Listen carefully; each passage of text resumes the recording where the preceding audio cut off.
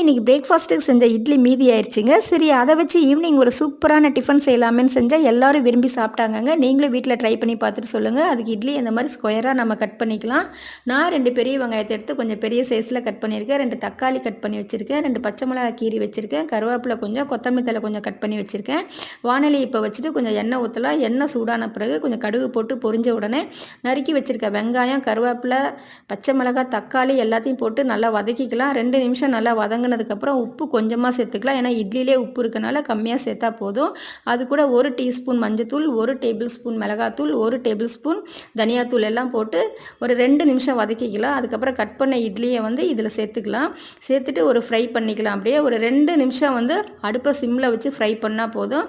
அது கூட 1 டீஸ்பூன் நான் ஜீரகத்தூள் சேர்த்துருக்கேன். அதையும் சேர்த்து ஃப்ரை பண்ணிக்கலாம். கொஞ்சம் நல்லா ஃப்ரை பண்ணிவிட்டு பெருங்காயம் சேர்த்துக்கலாம். கொஞ்சம் நெய் சேர்த்துட்டு அதுக்கப்புறம் லெமன் கொஞ்சம் புழிஞ்சி விட்டுட்டு கொத்தமல்லி தழை போட்டு கார்னிஷ்